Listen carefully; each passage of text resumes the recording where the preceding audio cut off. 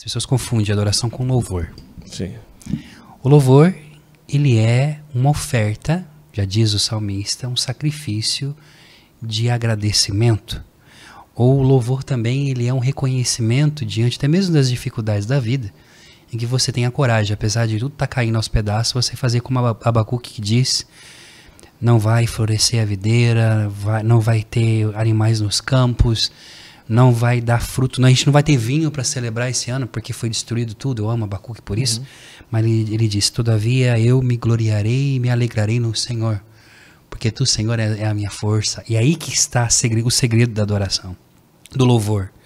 Você ter a capacidade, que é graça, é a graça santificante que nos dá essa possibilidade, não é por nós mesmos, de poder entender que apesar das ruínas, apesar de tudo que foi acabado, tudo que foi destruído, eu ainda posso ter esperança de dias melhores. E poder agradecer a Deus que apesar que tudo está caindo aos pedaços, eu estou de pé. Isso foi algo que Israel aprendeu ao longo da sua história, desde a sua saída do Egito. Na verdade, desde quando Abraão disse sim ao Senhor e saiu de sua casa. Todos aqueles que se aventuram em seguir ao Senhor passarão pelo vale. Só que, qual que é a nossa meta? A nossa meta é o cume da montanha. Nós estamos aqui nesse vale de lágrimas, chorando, sabendo que durante a noite, que é o vale que nós passamos como Jacó, que lutou com o anjo durante a noite, de manhã nós iremos nos alegrar. Então o louvor é isso, o louvor é esse reconhecimento auxiliado pela virtude da fé, que nos auxilia, que nos dá a força, apesar, junto com a virtude da fortaleza, que são uma das virtudes cardeais, de perseverar e permanecer no propósito. Isso é louvor. Adoração é diferente. Adoração é algo mais profundo. Adoração é relacionamento. As pessoas acham muitas vezes, e nós temos essa tendência, de pensar que a adoração é simplesmente estar na presença do Senhor. É também, mas adoração é relacionamento.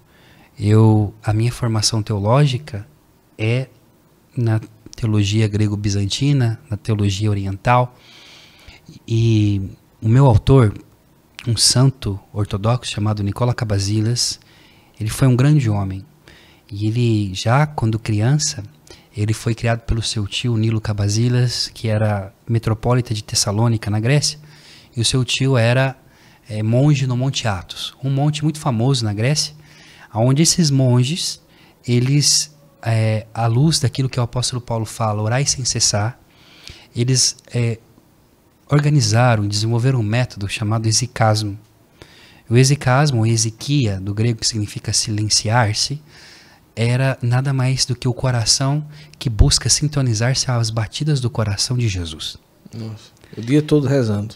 O dia todo rezando não é rezar, mas é viver a oração. Nós, muitas vezes, temos a tentação de achar que adorar, que adoração e relacionamento com Deus é pegar um livro, ou pegar uma ladainha, ou pegar já alguém que escreveu aquilo e rezar. É isso também.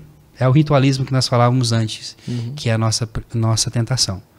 Mas um fato que Deus quer... Que não é ruim também. Que não é ruim. Isso é importante. O ritualismo é ruim. Sim. A vida no rito, ela é saudável. O ritualismo por si mesmo, ele não é nada. Mas o rito, viver a liturgia, isso é algo sobrenatural. Que é o que, na verdade, a liturgia? Um relacionamento com Deus. Deus é trindade e Deus nos criou a sua imagem e semelhança. Só que a trindade, na sua realidade, seja imanente e seja transcendente, Deus em si mesmo, como vai ensinar para nós a própria teologia do mistério de Deus, Deus, na sua imanência enquanto Deus, ele é Deus uno e trino. Sim. As hipóstases trinitárias, ou então as pessoas divinas, chamadas assim, o Pai, o Filho e o Espírito Santo são pessoas distintas, porém tem algo em comum entre eles, que é a divindade, a natureza divina. Mas o Pai é Pai, o Filho é Filho e o Espírito é Espírito. Eles operam no mundo e operam também no campo da graça distintamente, mas sempre Deus operando. Ao mesmo tempo, essa realidade de um Deus que é distinto em si, a unidade está no fato que a natureza deles é una e é divina. Já aqui, o homem é criado, então, para o relacionamento. Deus é amor. E o amor é relacionamento. O amor ele não é estático, ele é movimento. Um movimento para fora de si. Sim. Aquilo que, por exemplo, um grande teólogo do século passado, chamado Sergei Bulgakov, pelo fato que eu também estou estudando ele, é o meu autor do doutorado, ele vai explicar para nós que Deus é uma constante kenosis, um esvaziamento. Porque o amor nada mais é, nós somos casados, sim, nós sabemos muito bem, para nós estarmos aqui, tem alguém dando a vida no, sim, nosso lugar, entre aspas, para que a vida aconteça. A nossa esposa vive uma kenosis constante para que os filhos venham. Sim. Então veja, para que eu estou falando tudo isso? Para explicar o que é adoração. A adoração, ela nada mais é do que um relacionamento com o bem maior. Eu gosto muito de um autor, ele não é católico, ele é judeu, Martin Buber. E Martin Buber, ele tem ele é um dos autores, aí vamos falar mais ou menos da época da Segunda Guerra Mundial, que vendo toda a atrocidade do nazismo, vendo todas as perseguições que os hebreus sofreram, né, juntamente com Emanuel Levinas e também Rosenzweig, né, eles vão ver essa realidade da antropologia do homem, isto é, o relacionamento do homem em si mesmo. O homem, ele foi criado. Veja, e não são autores cristãos, são judeus.